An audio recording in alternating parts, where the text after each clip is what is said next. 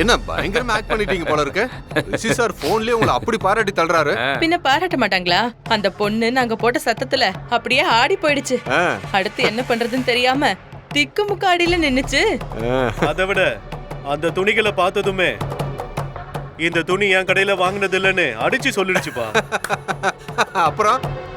அப்புறம் என்ன, அந்த கடை பில்ல காமிச்சு பயங்கரமா பிரச்சனை பண்ணிட்டோம். அந்த பொண்ணை யோசிக்க விடாம அடுத்தடுத்து பிரச்சனை பண்ணி கதற அடிச்சிட்டோம்ல.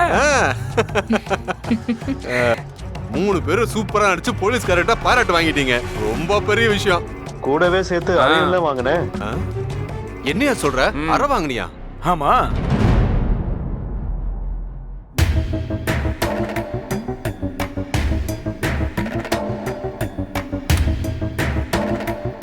ஓவர் ஆக்டிங் பண்ணா இளமதி மன்னிப்பு கேட்க சொன்னா என்னால எப்படி தாங்கிக்க முடியும்? அதான் ஒண்ணு போட்டு.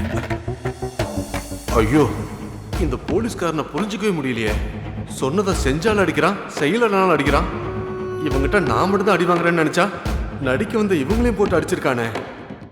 என்ன சண்முகம் சார், என்னை பத்தி ஏதோ யோசிக்கிற மாதிரி இருக்கு. சே அப்படிலாம் ஒண்ணும் இல்லை சார். சரி சரி, இதுல பணம் இருக்கு. அவங்களுக்கு சாப்பிடறதுக்கு அப்புறம் அவங்களுக்கு என்னென்ன வேணுமோ எல்லாத்தையும் வாங்கி கொடுத்து இங்கேயே தலைமறைவா இருக்கவே. சரிங்க சார். அப்புறம் இவங்க இங்க இருந்தபடியே இளமதி கடை மேல கன்சியூமர் கோர்ட்ல கேஸ் போடும். அது எதுக்கு சார்? அதான் அந்த பிரச்சனைய நீங்களே போய் தீர்த்து வச்சுட்டீங்களே. அப்புறம் இது எல்லாத்துக்கும் பரமன் தான் காரணம்னு நினைக்க வச்சுட்டீங்களே. அதுக்கப்புறம் எதுக்கு? நீ எல்லாம் என்னையா ரவுடி? அது எப்படியா போதும்? இவங்க அவ கடை மேல கேஸ் போட்டாங்கன்னா சமாதானம் ஆகிறதுக்காக இளமதி இவங்க எங்க இருக்காங்கன்னு தேடுவா. இவங்க தான் நம்ம கஸ்டடியில இருப்பாங்கல்ல. எங்க போறது என்ன பண்றதுன்னு தெரியாம இளமதி நேரா வந்து என்கிட்ட சரண்டர் ஆகணும். அப்ப நான் களத்துல இறங்கி இவங்களை எல்லாரையும் வெளியில கொண்டு வந்து சமாதானம் பேசி கேஸ வாபஸ் வாங்கணும்.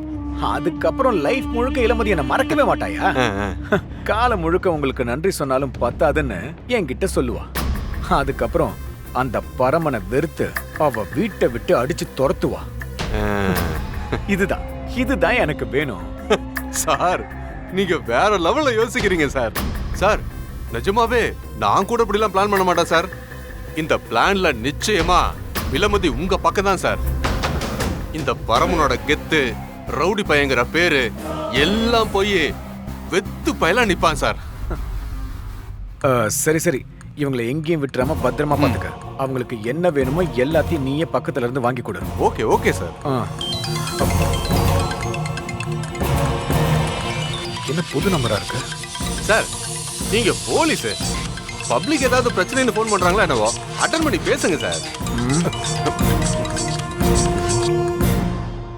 ஹலோ,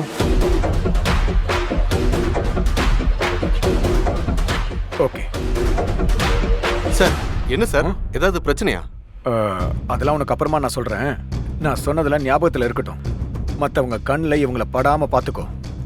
இவங்கள வச்சு கேஸ் போறதுக்கான வேலையும் பாரு. சரிங்க சார், நான் பாத்துக்கிறேன் சார். சரி, நான் அப்புறமா உனக்கு ஃபோன் பண்றேன். நான் கிளம்புறேன், பாத்துக்கோ. Okay sir.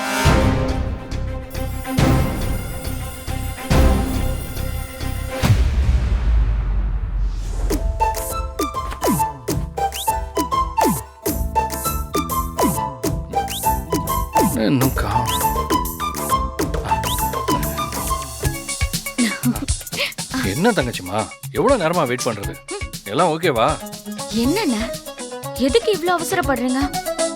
இளமதியோட அம்மாவை பொய் சொல்லி நான் வெளியே அனுப்புறதுக்கு நான் பட்ட பாடு இருக்கே. அப்பப்பா சரி, இப்பதானே எல்லாரும் போனாங்க. சரி சரி, நான் கொடுத்ததெல்லாம் உங்க அம்மா ரூம்ல வச்சிட்டியா இல்லையா? ரூம்ல மட்டும் இல்லண்ணா. ஐயோ, ஆஹா, ஆரம்பிச்சிருச்சு போல. ஐயோ, யாரோ இந்த மாதிரி பண்ணிட்டாங்களே. வேணும் நல்லா. நான் என்ன பண்ணுவேன்? போ போ போ போ.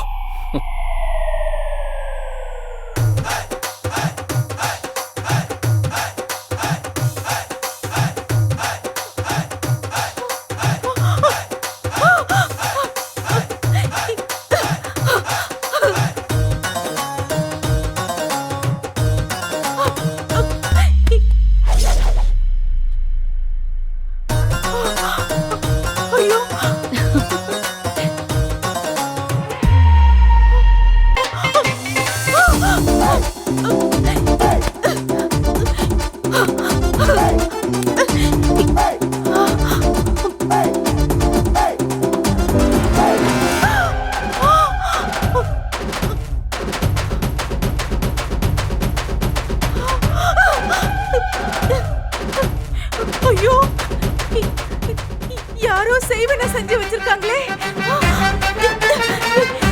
என்னென்ன செஞ்சு வச்சிருக்காங்கன்னு தெரியலையே. தலைமாட்டுல வச்சிருக்காங்கன்னா ஒருவேளை எனக்கு பைத்தியம் பிடிக்கிறதுக்காக வச்சிருக்காங்களோ? ஐயோ,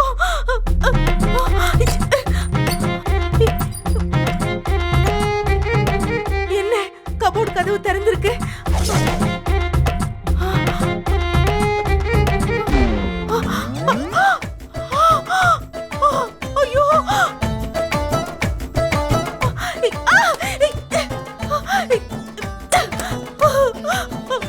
ஐயோ, ஐயோ,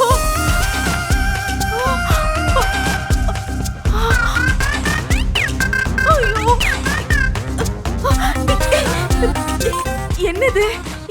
எங்க பார்த்தாலும் மந்திரம் பண்ண எலுமிச்சம் பழமாவே இருக்கு. உண்மையாவே இருக்கா இல்ல எனக்கு பிரமையா?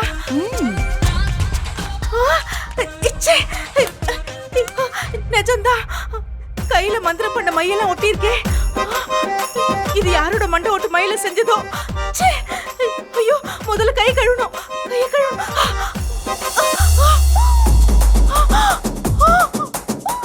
ஐயோ,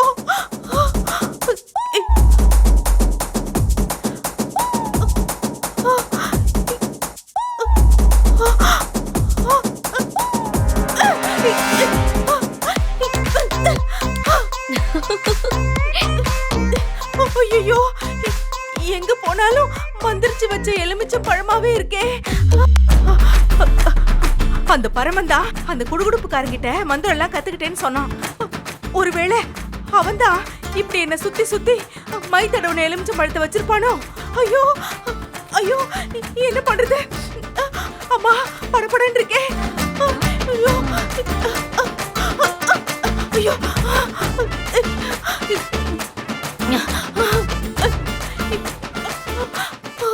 அம்மா, அம்மா, ஐயோ. அண்ணே, எங்க அம்மாவுக்கு பயத்துல ஜன்னியே வந்து படுத்துட்டாங்க.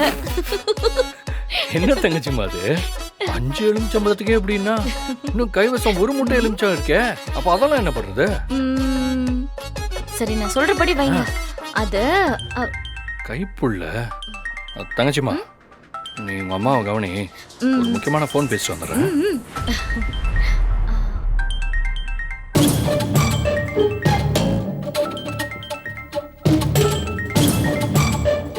சொல்லு கைப்புள்ள.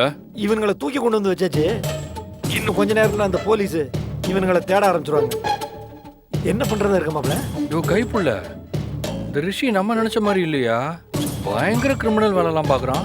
ஆமா மாப்ள, அவன் உன் விஷயத்துல மட்டும் போலீஸ் இல்ல, பக்கா கிரிமினல் மாப்ள. சரி சரி, எல்லாம் அங்க என்ன பண்றாங்க? பண்டு பட்டாசோட கஸ்டடியில் தான் இருக்காங்க. எல்லாம் எங்க கிட்ட தான் மாப்ள சேஃப்டியா இருக்காங்க. நீ ஒண்ணும் கவலைப்படாத. டேய், எங்கடா தடி தாண்ட வராங்க? உச்சா வருதுன்னா அதான் அமுச்சு வச்சிருக்கேன். டேய், பாத்ரா தப்பிச்சு போயிட போறான். அட மாமா, இந்த வண்ட பத்தி தான் உனக்கு தெரியும்ல. கைய கட்டி தான் அமுச்சிருக்கேன்.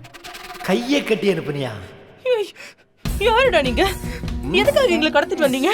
கடத்திட்டு வந்தது மட்டும் சப் இன்ஸ்பெக்டருக்கு தெரிஞ்சது அவ்வளவுதான். உங்களை வாய முன்னால வாய எடுங்க. ரொம்ப ஆடி கைப்புள்ள, என்ன சத்தம் ஓவரா இருக்கு? நீ போனை கட் பண்ணு, மத்தத நான் பாத்துக்கிறேன். சரா மாப்ள. டேய், அந்த தடியை தூக்கிட்டு வாடா. போடா. சரி மாமா, வச்சேன்னு வச்சுக்க.